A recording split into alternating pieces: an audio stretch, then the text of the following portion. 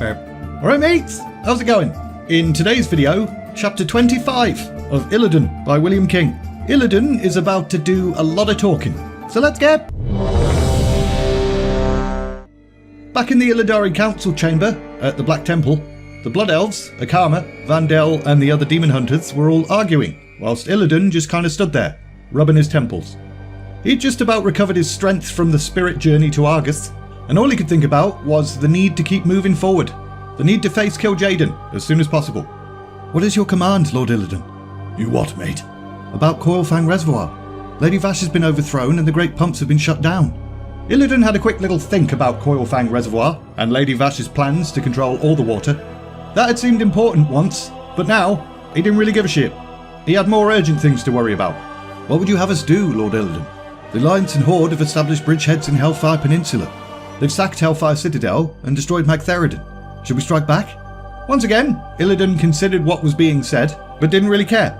Sure, losing the Pit Lord's blood would mean no more Fell Orcs, which was a shame, but things would be settled soon anyway.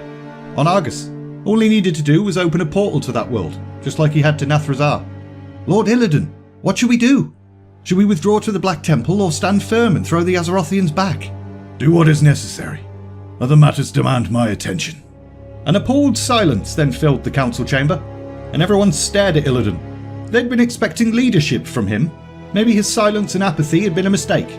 He still needed them all for the final part of his plan, so he chose his next words carefully. We are fighting a war to preserve all existence from the fury of the Burning Legion. It does not matter whether we hold out land for a few more years. Once the Legion regroups, it can bring overwhelming force against us. What happens here and now is no longer important. The silence deepened. The demon hunters in the room all nodded. They too had witnessed the true power of the Burning Legion, so they got it.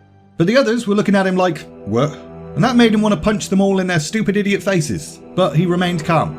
After all, they only really cared about themselves and their little bubbles. They couldn't see the bigger picture. We need to take the war to Kil'jaeden. You've said this before, Lord, and of course we all agree. But surely we should keep our bases secure so we can launch our great attack. Only for as long as it takes to open the way to Argus. You are ready to reclaim the original home of my people? I am. I wish to see the ones defiling it dead, finally and forever. But you must lie 1,000 worlds in the distance, through 1,000 portals. If we follow the path the Draenei fled, that would be true. I propose a more direct route. You plan to open a portal all the way to Argus? Forgive me for saying so, Lord, but that's impossible. Not impossible, Akama. Anything is possible using magic when you have a sufficient concentration of power and knowledge. There's no such concentration of power except the sort you use to get to Nathrazar. Illidan nodded, encouraging Akama to continue with that line of questioning. But Vandal then interrupted. Is it worth it, Lord? Can we truly end the Burning Legion's threat? Illidan then glanced from face to face. Truth was, he didn't know. It was a leap in the dark. I have dwelled on that question for 10,000 years and more, Vandel. Since first I made contact with Sargeras. Since the first time I truly understood what the Burning Legion was. In the 10 millennia that I was imprisoned, I was not idle. I considered everything I'd learned about them. Ran through all the ways I could oppose them. The reason I joined them in the first place was to learn all I could. I gave up everything for that knowledge. But now, I know more about the Burning Legion than any living creature. It all boils down to one stark and terrible fact. There is no way to defeat the Legion by simply waiting for it to come to you. It's too strong. If you turn it back once, it will return. If you turn it back 1,000 times, it will return. And every time, it will be stronger. They are immortal. Their souls cannot be destroyed in most places. They are merely thrown back into the twisting nether until eventually they are reborn with all the knowledge of their previous lives. Imagine fighting a warrior who every time you kill him, comes back, and he remembers the trick you used to defeat him, prepares for it. Eventually you run out of tricks. That is why the Legion cannot be beaten on Azeroth. The demon spirits can only be destroyed in the twisting nether, in places where it bleeds into the world of mortals. Nathrazar was one such place. Argus is another. We do not have a choice. All we can do is stand and wait to die, or we can take the war to Sargeras and his minions. We will slay Kil'jaeden. Without commanders to control Sargeras' soldiers, the demons will fall to fighting amongst one another. Akama and the rest all stared, in horror and in wonder. They'd never heard Illidan speak for so long. I will take this fight to Argus. And you, All of you claimed you wanted to take vengeance on the Burning Legion.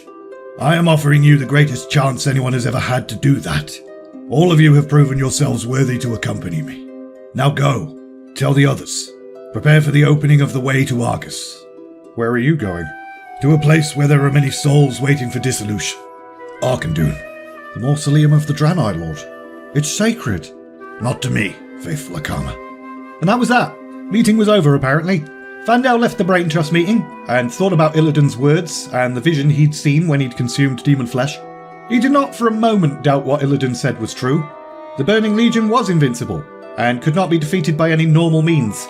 But the real question was whether Illidan's plan would make any difference. For the past few months, the Betrayer had seemed even less sane than ever. He didn't care about Outland, didn't care about Coilfang Reservoir or Hellfire Citadel. All of that was but a mere sideshow to him. All he cared about now was his ultimate destination.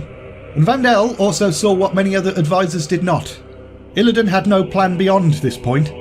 None of them were going to live much longer. Whether they followed Illidan to Argus, or stayed behind to fight against the Legion, Alliance and Horde, it made no difference.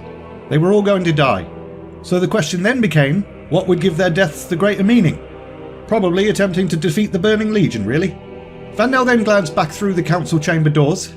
The Betrayer was still there, shoulders slumped. However, as if sensing he was being watched, he then stood taller and flexed his wings. But as the doors slammed shut, Vandal knew that even their leader was consumed by doubt. Sometime later, Akama approached Mayev's cage. He dismissed the guards and then informed the warden of the meeting that had just occurred. He's always been mad, but that's the most insane thing I've ever heard. Opening a way to Argus. You sure he's not just looking to summon some demon reinforcements? You weren't there. You didn't hear him speak. And boy did he speak. He believes in what he says utterly. For the past few weeks he's neglected his realm and worked feverishly on this solitary goal, even as his empire has crumbled. Perhaps he plans on using the gateway to escape. Illidan is not the sort to flee. He truly plans to seek out Kil'jaeden and fight him to the death. Well, he'll lose, and all his efforts will go for naught. All your efforts will go for naught as well. Your precious temple will fall to either the Alliance or the Horde. Free me. At least if the temple falls to the Alliance, I'll be able to put in a good word for you. There's no need for you to worry about that. I've made my own plans. All you need to do is be patient. Is that why you've visited me so often, Broken One? Do you still think to use me in your schemes? What if I do?